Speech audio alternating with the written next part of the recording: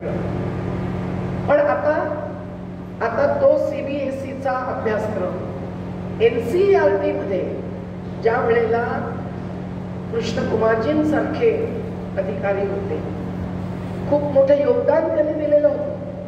अगदी आम्हा सगळ्यांना सोबत घेऊन शिक्षण क्रमाची आखणी केलेली होती. ती आखणी नंतर बदलली. ती आधी होती 2005 ची, नंतर बदलली 2015-16 मध्ये. 2014 ते 2024 हाच खरा आढावा घेण्याचा काळ का आहे हे काही वेगळ्यापणाने सांगायला नको. परंतु हा बदललेला NCERTचा अभ्यासक्रम आता ते सर्व शाळांमध्ये लागू करणार अशी खबर आलेली आहे. आणि याचा विरोध शिक्षक का करत आहे? समान शिक्षणाच्या बाजूने आपण सर्वच आहोत. अभ्यासक्रम एकच असला पाहिजे हे आपलंही म्हणणं आहे. पण समान नागरी कायदा असो की समान शिक्षण अभ्यासक्रम असो, कुठल्या उद्देशाने, कुठल्या काळाच्या परिस्थितीमध्ये, कुठल्या परिवेशामध्ये कुठला निर्णय घेतला जातो याचं फार नाजूकपणे विचार करण्याची गरज असते, हे जाणणारे आपण सर्व. तेव्हा याला शिक्षक एक प्रकारे पाठिंबा देत असताना काही शिक्षण तज्ञ सुद्धा, कारण नाहीतर मग स्टेट लेवलचा, राज्य स्तरावरचा SCERTचा अभ्यासक्रम वेगळा आणि NCERTचा अभ्यासक्रम वेगळा, आणि मग UPSC सारख्या राष्ट्रीय स्तरावरती कुठल्या परीक्षेमध्ये उतरायचं असेल तर तिथे आपले विद्यार्थी कमी पडतात. हे व्हायला नको, म्हणून समान अभ्यासक्रम लागत असेल तर चांगला आहे असं वाटत असतानाच आज अनेक शिक्षण क्षेत्रामधले लढवय्ये लोक प्रश्न विचारत आहेत आमच्यासह की हा जो बदललेला अभ्यासक्रम आहे हा लागू करण्यापूर्वी फेडरल स्ट्रक्चर आहे, संघात्मक राज्यघटना आहे भारताची. तुम्ही राज्य सरकारांची चर्चा विचार केलात का? तुम्ही SCERTचा राज्य स्तरावरच्या शिक्षण अभ्यासक्रमाचा आराखडा NCERTने बनवायचा, पण राज्य स्तरावरती तपशील ठरत असतो तो त्यांच्याकडून अधिकार हिसकावून घेण्याचा डाव तर खेळत नाही आहेत ना. हे सगळं पाहणं सुद्धा आवश्यक आहे. आपण जाणतो की याच्या पलीकडे स्कॉलरशिप्स, विविध योजना जाहीर होतात आणि दुसरीकडे अगदी Tata institute of social sciences मधल्या दलित विद्यार्थ्यांना, आदिवासी विद्यार्थ्यांना सुद्धा सत्याग्रह करावा लागतो. आणि मग असा सत्याग्रह टाटा इन्स्टिट्यूट मध्ये कुठल्याही विद्यार्थ्याला करता येणार नाही अशा प्रकारचा आदेश काढला जातो. आम्हाला अलमनी म्हणून, माजी विद्यार्थी म्हणून विरोध करावा लागतो आणि मग तो रद्द होतो. पण का असं करावं लागतंय? कारण जवळजवळ 25% पोस्ट मॅट्रिक आणि प्री मॅट्रिक अशा असोत की PhDच्या लेवलचे जे आज किती आहेत, साधारण शेकडो आहेत, पण त्यांना सुद्धा स्कॉलरशिप मिळत नाही, नियमाने मिळत नाही. टेक्निकल कारण सांगितले जातात. आज ऑनलाईन डिजिटलायझेशन मध्ये कुठल्याही कारणाचा आधार घेऊन कशा प्रकारे वंचित केलं जातंय हे आपण विविध क्षेत्रांमध्ये पाहतोय. सायबर क्राईम मेसेज येत राहतो फोनवर, पण शेतीच्या क्षेत्रात सुद्धा डिजिटलायझेशन आणण्याचा प्रयत्न नवीन शेती व्यापार नीतीमधून जे 3 कॅन्सल झाले त्याच कायद्यातले सगळे मुद्दे आणून जो चाललेला आहे त्याचा भरपूर विरोध देशभर आमचा संयुक्त किसान मोर्चा करतोय. हे डिजिटलायझेशन त्याचा आधार घेऊन अगदी आधार कार्डामध्ये कुठेतरी मनोज आणि मोनोज असा जर फरक दिसला कुठल्याही प्रकारचा, आमच्या आदिवासी क्षेत्रात आम्ही पाहिलं वडिलांचं वय कमी आणि मुलाचं वय जास्त असं सुद्धा आधार कार्डांमध्ये आढळतं. या सगळ्याचा आधार घेऊन या नाकारल्या जात आहेत अशा स्कॉलरशिपच्यामुळे वंचना भोगणारे सगळेजण, त्यांचाही मुद्दा आपल्याला उठवण्याशिवाय गत्यंतर नाही. पण स्कॉलरशिपसाठी आता मी जावडेकर साहेबांचं पुस्तक वाचलेलं नाही, परंतु आवश्यक आहे आपण हे सुद्धा पाहणं की खरोखर बजेट पर्याप्त दिलं जातंय का? लाडली बहिणा की आणखीन कोणी असो, आपले हे विद्यार्थी सुद्धा भाऊ बहिणीच आहेत ना. त्यांच्यासाठी योजना जाहीर करायच्या, पण खरोखर फंड आहे की नाही हे निवडणूक होईपर्यंत तरी विचारात घेण्याचं कारण नसतं. तेव्हा प्री इलेक्शन आणि पोस्ट इलेक्शन याच्यामध्ये फार मोठी दरी असते.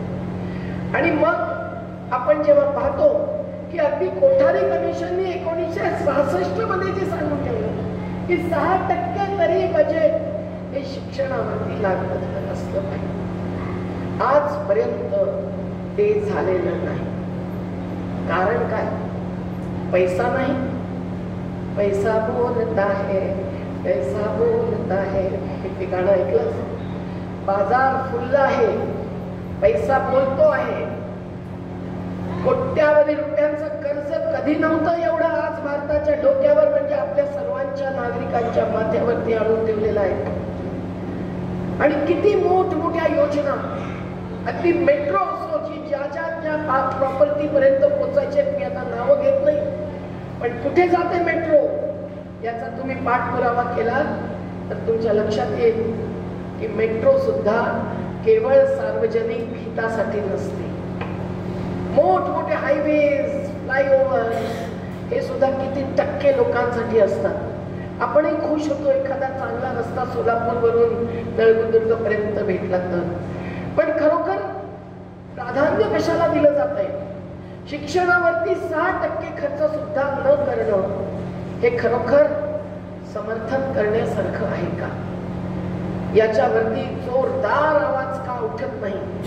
अगदी बजेट आलं की त्याच्या दुसऱ्या दिवशी सर्वांच्या प्रतिक्रिया आहेत. मला वाटतं की बजेट फेब्रुवारीमध्ये येत असतं, आपल्याला सगळ्यांना माहित असतं. आता त्याच्यातच रेल्वेचंही बजेट असतं, सगळं एकत्र असतं. पण 2 बजेटच्या मध्ये कुठलेही उलटे निर्णय होऊ शकतात. त्यामुळे बजेटचा अधिकार आणि आधार सुद्धा आता कमजोरच झालेला आहे. तरी सुद्धा बजेट येणार तर आम्हाला शिक्षणावरती किमान 6% खर्च हवा.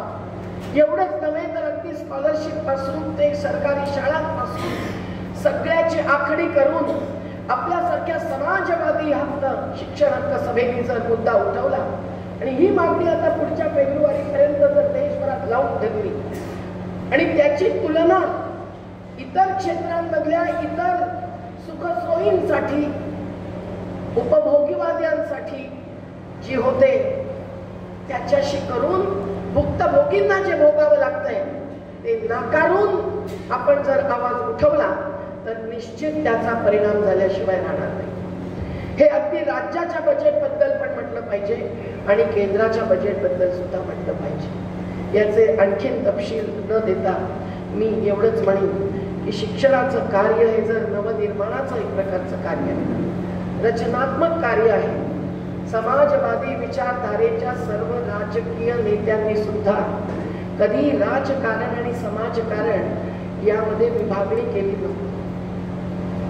अगदी लहानपणापासून बॅरिस्टर नाथपै असोत की मधु दंडवतेजी असोत की S.M. जोशी असोत, कुणाचीही भाषा किंवा आज अगदी जी पारिखांची सुद्धा 100 वर्ष पूर्तीनंतरची आम्ही सतत पाहतो की समाजकारण आणि राजकारण यांना जोडून घेणारी असते.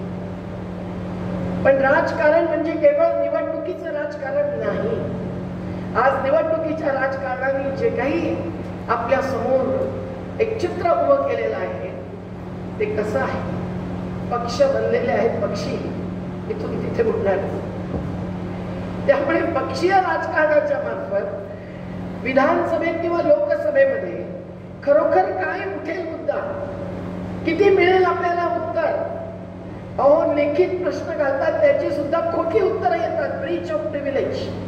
मृणालताई ज्या वेळेला ब्रीच ऑफ प्रिव्हिलेज अनुभवायच्या त्यावेळेला लगेच ब्रीच ऑफ प्रिव्हिलेज उठवायच्या.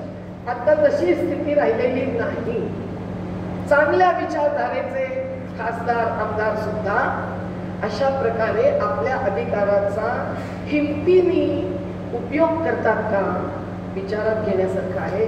माझे अनुभव सांगत गेले तर खूप वेळ जाईल, पण एवढ्यासाठीच सांगते की म्हणून आपल्याला ज्या राजकारणाचा भाई वैद्यांनी आणि त्यांच्या प्रेरणेने कार्य करणाऱ्या जावडेकर सरांनी आठवण करून दिलेली आहे, ते राजकारण हे जन आंदोलनांचं राजकारण असू शकतं.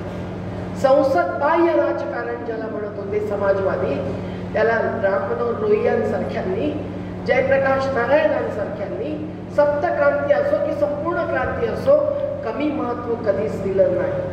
आणि आज तर अशा परिस्थितीत आपण आहोत की केवळ लोकसभेमध्ये उत्तर घेऊ, राज्यसभेमध्ये उत्तर घेऊ, विधानसभेमध्ये उत्तर घेऊ, विधान परिषदेत उत्तर घेऊ आणि म्हणून आपण मतदानापुरताच विचार करू, ईव्हीएमचा करू की आणखी मेकनायझेशनचा करू, एवढं म्हणून चालेल का? नाही. आपल्याला एक एक ग्रामसभा, एक एक वस्ती सभा या जागृत करणं हे आपलं कर्तव्य मानलं पाहिजे. या सगळ्या मुद्द्यांवरती की काय आहे परिस्थिती, किती आहे पैसा देशाकडे, किती कोटी रुपयांचं कर्ज, किती लाख कोटी रुपयांचं कर्ज माफ केलं जात आहे उद्योगपतींचं. एक गौतम अडाणींसारखा उद्योगपती दिवसाला 1600 कोटी रुपये का कमावू शकतो आणि कसा? अंबानी किती कमावतात दिवसाला? हे सगळं पोलखोल करून पुढे आणल्याशिवाय आपण खरोखर समाजवादी पथावरती चाललो आहोत असा आपल्याला दावा करता येणार नाही. आणि म्हणून शिक्षण क्षेत्राच्या निमित्ताने हे उठवणं आवश्यक आहे. हा प्रश्न उठवला की त्यांचं उत्तर तेच असतं. आणि ती आमच्या शेतकऱ्यांना हमी भाव आम्ही मागतो त्यावेळेला सुद्धा सुप्रीम कोर्टात केंद्र सरकार लिखित शपथपत्र घालतं की आमच्याकडे पैसा नाही हमी भावाचा रक्कम द्यायला स्वामीनाथन आयोगाच्या आधाराने. म्हणजे 1 रुपया खर्च असेल तर 1.5 रुपये. वॉटर बॉटलचा मी नेहमीच उदाहरण देते की 55 पैसे लिटरनी कंपन्यांना पाणी देतं सरकार आणि 20 रुपये लिटरनी ते तुम्हाला विकतात. तुम्ही त्याच्यावर बहिष्कार करत नसाल म्हणून मी तुम्हाला म्हणते आम्हाला नाही, आम्ही घेत नाही. पण हे सगळं असं असताना हे किती खोटं उत्तर देत आहेत की पैसा नाही. का नाही टॅक्स प्रणाली बदलत? आपल्याला तीही मागणी करणं आवश्यक आहे. 1% सगळ्या धनिक अब्जाधीशांवरती त्यांच्या वेल्थ, त्यांच्या संपत्तीवरती 2% टॅक्स लावला तरी दरवर्षी 10 लाख कोटी रुपये येतील सरकारी तिजोरीमध्ये. हे JNUच्या अत्यंत हुशार विद्यार्थ्यांनी, अतिशय नावाजलेल्या अर्थशास्त्रींना बरोबर घेऊन केलेला हिशोब मी तुम्हाला सांगतो. वारसाईचा टॅक्स जो असतो, इनहेरिटन्स टॅक्स, तो जर वाढवला, एकदाच असतो तो घ्यायचा, तो 50% करायला काही हरकत नाही, तर आणखीन काही लाख कोटी रुपये त्यातून मुफ्त शिक्षाच काय, मुफ्त स्वास्थ्य सुद्धा देऊ शकतील. परंतु सरकारला हे करायचं नाही. आज जे जागतिकीकरणाच्या, उदारीकरणाच्या सोपान आणि खाजगीकरणाच्या चौकटीमध्ये सगळी अर्थव्यवस्थाच नव्हे तर सामाजिक व्यवस्थाही बदलली जात आहे. त्यामध्ये शिक्षण व्यवस्थेचाही नंबर पुढे गेलेला आहे हे आपण जाणतो. आणि म्हणून सरकारला टॅक्स प्रणाली बदलणं, 1% का निदान 5% तरी लावा, हे करायला भाग पाडणं हा फार मोठा आव्हानात्मक प्रश्न आहे असं आमच्यासारख्यांना वाटतं. नाहीतर आपण समाजवादी सारखे घोषणा देत राहू, पूंजीपतियों की जागीर नहीं, ये देश हमारा है, परंतु ती त्यांचीच जागीर होते आणि त्यांचीच जागीर वाढते आहे हे बघत राहू का? त्याचा विचार करणं आवश्यक आहे. आपल्याला हेही विचार करणं आवश्यक आहे की खरोखर शिक्षणाच्या पद्धतीमध्ये कसा बदल करून घेत. हे सगळे जे मुद्दे आहेत खरे वंचितांचे, हे मुद्दे शिक्षणाच्या अभ्यासक्रमामध्ये अगदी अशा पाठ्यांतरासारख्या नाही तर पॉलो फ्लेरी सारख्यांनी कॉन्शियंटायझेशनची जी पेडॅगॉजी, शिक्षण पद्धती आपल्या पुढे ठेवली, तशा प्रकारे एक विवेक जागृत करणारी अशी शिक्षण पद्धती जर आपण अवलंबू इच्छितो तर त्याद्वारा हा भोजनाचा अधिकार, हा आवासाचा अधिकार, हा रोजगाराचा अधिकार, हा सर्व मुद्द्यांचं शिक्षण हे तरुणांच्या पुढच्या पिढीच्या मनामध्ये रुजवणं आवश्यक आहे की नाही. आणि हे रुजवलं जाऊ नये म्हणून तर ते आधार घेत आहेत इतिहासाचा. त्यांना वाटतं की इतिहास सुद्धा बदलल्याशिवाय, प्राचीनता हीच इतिहास आहे, सनातनी पद्धती आणि विचारधारा हीच इतिहास आहे असं सांगितल्याशिवाय त्यांना जे बीज रुजवायचं आहे ते बीज रुजवलं जाणार नाही. मग काय आपण मनूचा पुतळाच उभा करायचा का? जसा राजस्थानच्या कोर्टाच्या समोर उभा केला होता त्यावेळेला बाबा आढाव तिथे पोहोचले होते. मग आपण मनुस्मृतीचा स्वीकार करायचा का, ज्याच्यामध्ये मणिपूरच नव्हे, आज बेटी बचाओ बेटी पढ़ाओ म्हणत असताना बेटी को बचाना मुश्किल हो गया है, ऐसी परिस्थिति महिलाएं भुगत रही, तो ऐसी स्थिति में बेटी बचा नहीं रही है, बचाई नहीं जा रही है और बेटी पढ़ानी है अगर है बेटी को, तो किस प्रकार के शासन के कर्तव्य की हमें अपेक्षा आहे, हे सगळं आपल्याला रुजवायला पाहिजे. आणि हेच नेमकं रुजवलं जाऊ नये म्हणून इतिहास बदलला जातो. केवळ औरंगाबाद सारख्या स्टेशनचं नाव बदलत नाही, तर कबरी शोधतायत उखडण्यासाठी. किती अमानवीयता आहे, किती अघोरी लक्षण आहे, जे गंगा जमुना तहजीबवाल्या देशामध्ये कधी झालंच नाही. आज जलदिवस आहे आंतरराष्ट्रीय, पण हे ठरलेलं होतं म्हणून आम्ही इथे आहोत. अगदी नदीच्या किनारी किंवा समुद्राच्या किनारी शाळा असली पाहिजे हे साने गुरुजींचं सुद्धा स्वप्न होतं. परंतु आज आपण खरोखर आपल्या तरुण पिढीला या सगळ्या खऱ्या संविधानिक अधिकाराबद्दल, या सगळ्या मानवी अधिकाराबद्दल मी कायदे मिळवत नाहीये का ते सांगते.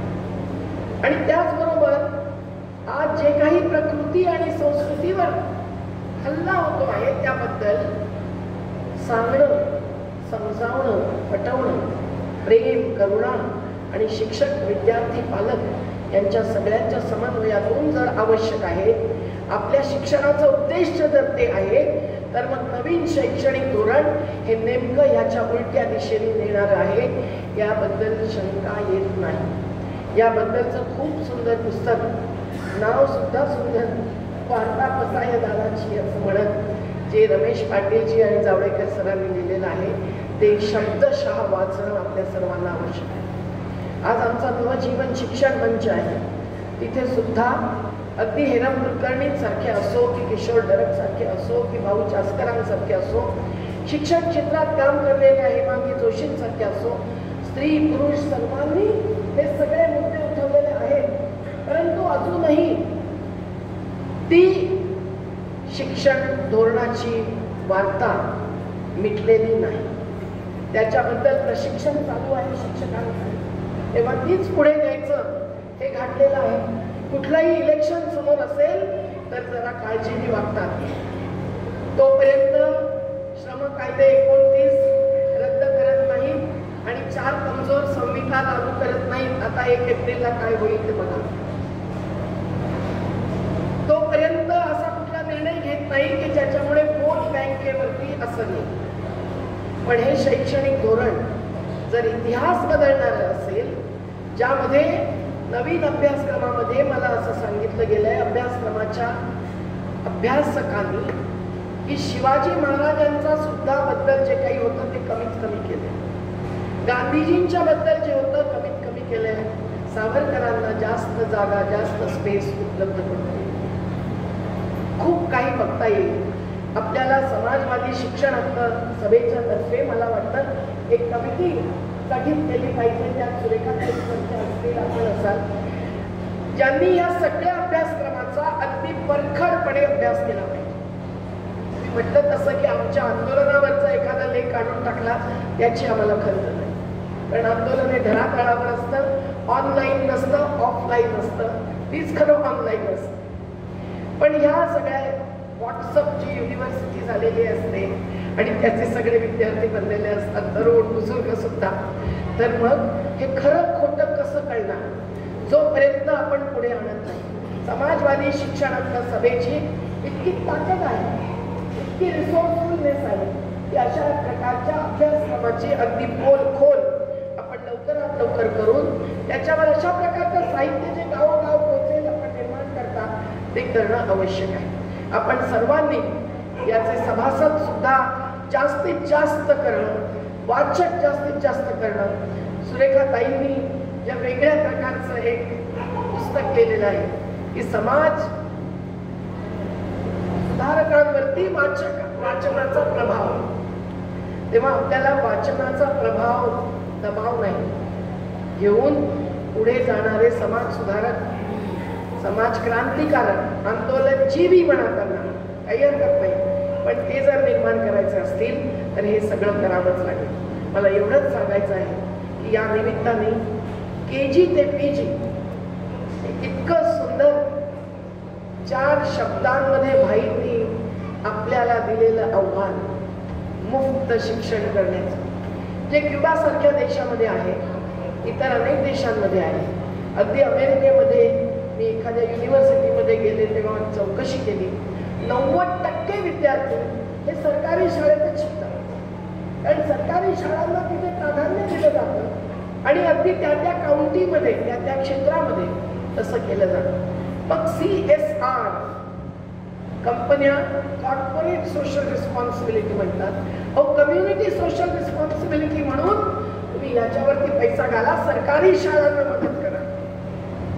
आपलं घराला काही माध्यम तज्ञांनी मदत केलेली आहे, विलासरावांच्याकडून ऐकूनच चकित झाले. अगदी लोकसत्तेने केली, संचारसारख्या पत्रकांनी केली, सकाळनी केली. तर मग या कंपन्या ज्या लाखो करोडो रुपये कमावत आहेत त्या सरकारी योजनेलाच मदत कराव्यात. सरकार योजनेला खाजगीकरणाच्या मार्फत विकून टाकणं, संस्था संपवून टाकणं, आपल्या खांद्यावरची जबाबदारी झटकून टाकणं, हे शिक्षणाच्या बाबतीत, स्वास्थ्याच्या बाबतीत सुद्धा आम्हाला मान्य नाही, अशी स्पष्ट भूमिका आपल्याला घेतलीच पाहिजे. आणि यासाठी काय काय करावं त्याचा सगळा विचार तुम्ही उद्यापर्यंत करालच अशी अपेक्षा आणि विश्वास आहे. मी फक्त एवढंच सांगेन की जनप्रतिनिधींशी संवाद हे आवश्यकच आहे. निदान सेक्युलर बनवणारे जे आहेत त्यांनी या सगळ्या मुद्द्यांवरती ठोस भूमिका घ्यायला पाहिजे. जाती धर्माला शस्त्र बनवून, अस्त्र नाही शस्त्र बनवून जी हिंसा होते आहे, या हिंसेमुळे तर अस्तित्वाचे प्रश्न नाकारले जातात, दडपले जात आहेत. तरुणांना सुद्धा कावड यात्रेत, या यात्रेत, त्या यात्रेत भरकटवलं जात आहे.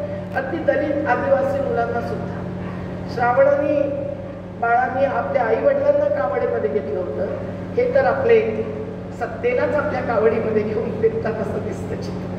हे किती विचित्र झालेलं आहे. तेव्हा जाती धर्म आपापला ठेवा, परंतु जाती धर्माच्या पार एकजुटतेने या शिक्षणासारख्या महत्वाच्या मूलभूत अधिकाराचा आधार आणि आग्रह धरा.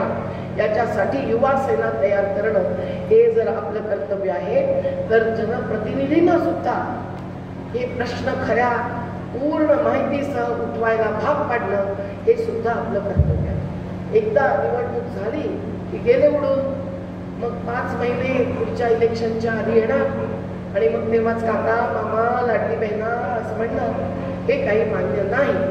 असं आपण ठामपणे ठरवून पुढे गेलं पाहिजे. आणि अर्थात आजही अशा परिस्थितीमध्ये खूप जण लढतायत, शिक्षकही लढतायत, काही वेळेला पगारासाठी लढतात, काही वेळेला पेन्शन व्यवस्थेसाठी लढतात, काही वेळेला या बदलत्या अभ्यासक्रमाबद्दल लढतात.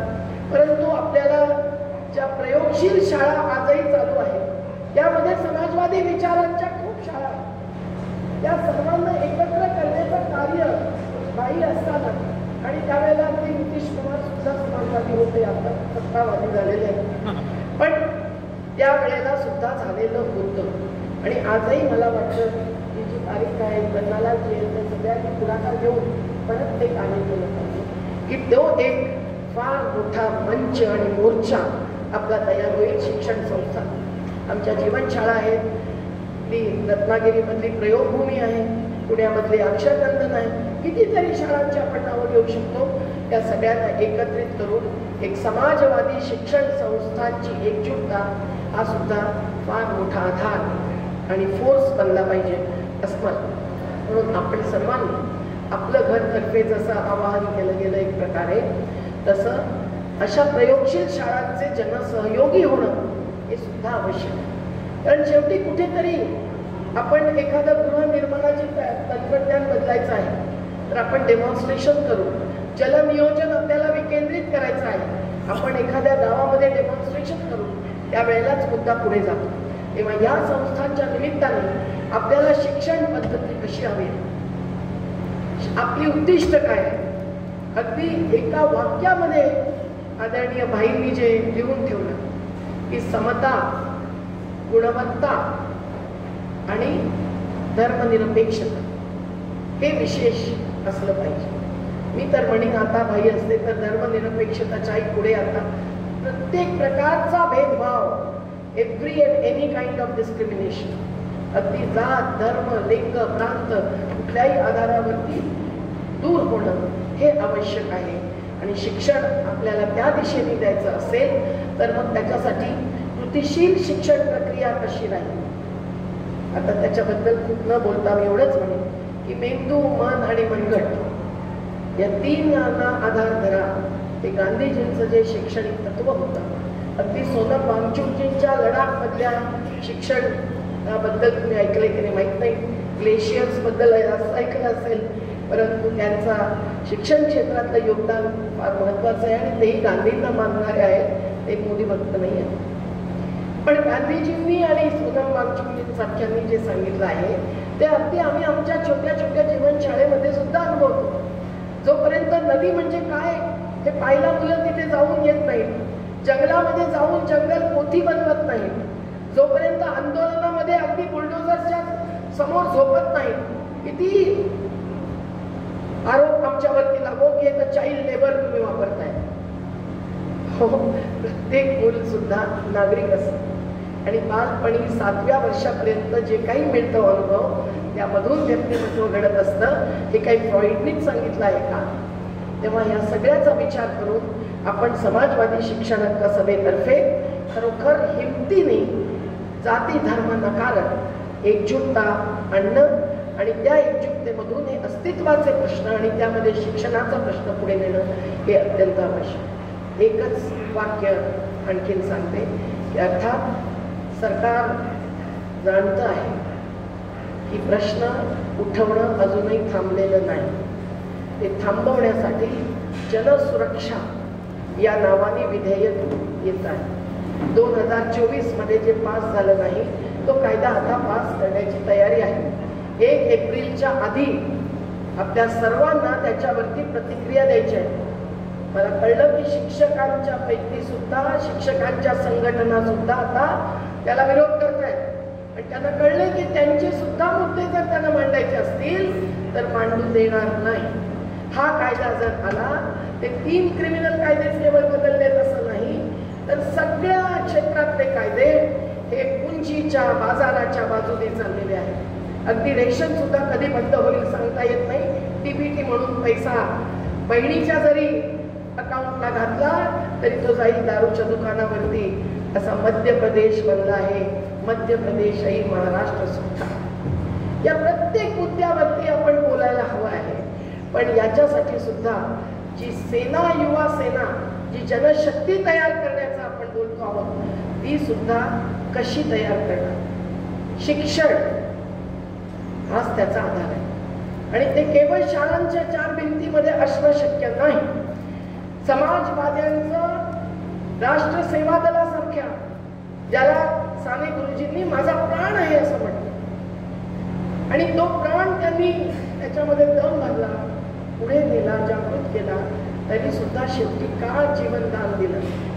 कुठेतरी त्यांना वाटलं की आपण कमी पडतो आहोत, नाही बदलत आहे समाज, दुसऱ्या बाजूनी बदलतोय.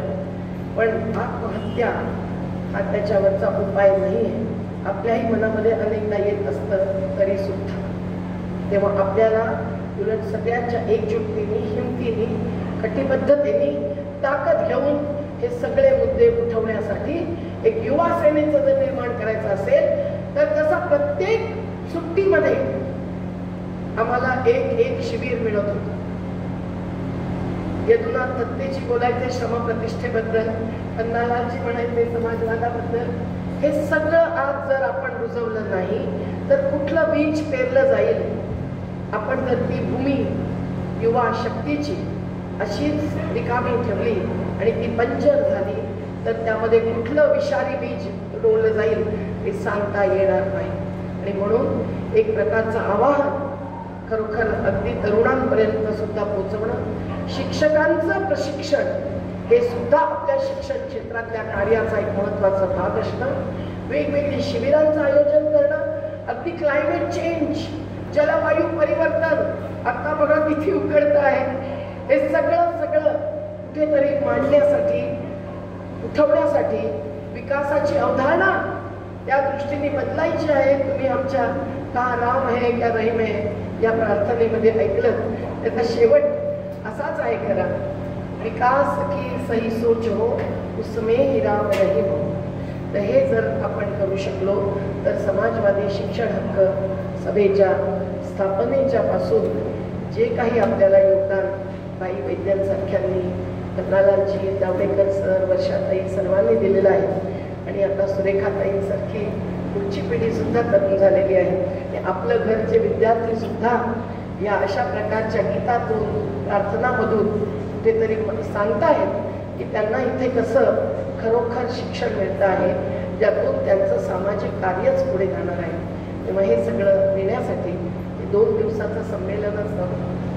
या संमेलनामध्ये जो काही कार्यक्रम आखला जाईल तो अगदी जिद्दीने, हिमतीने पुढे नेणं आणि त्याच्या विरोधामध्ये जी काही सरकारची भूमिका आहे वेगवेगळ्या मुद्द्यांवरती त्याला उघडपणे विरोध करणं आणि आपल्या आणि समाजाच्या मनालाही त्याच्यासाठी एक आवाहन करणं हेच आपल्याला करावं लागणार आहे. मी 2 ओळी तुम्हाला ऐकवते, नाहीतर मग पूजाताईनंतर ते गाण्यांनी त्या ओळी ऐकवते की खरोखर आपण ईश्वर आणि अल्लाह तेरो नाम असं म्हणणं सुद्धा का थांबवलं जातं. गांधी विचार साहित्य संमेलनामध्ये कुणीतरी भाषणामध्ये त्याचा उल्लेख करत होतं का ते गीत गात होतं तर कुणीतरी विरोध करायला. तेव्हा कुठल्या प्रकारे आवाहन आपल्याला पुढे द्यायचं आहे त्याच्याबद्दलचं गीत आपण नंतर ऐकूया. मी एवढंच आवाहन करून आपली रजा घेते, जास्त वेळ घेतला तर धन्यवाद. मन, मनगट आणि मेंदू जागृत ठेवून हिमतीनं ही लढाई आम्ही नक्कीच जिंकू असं आश्वासन मी तुम्हाला देते आहे. पुनश्च एक बार धन्यवाद. नेसवाडिया कॉलेज ऑफ कॉमर्स या ठिकाणी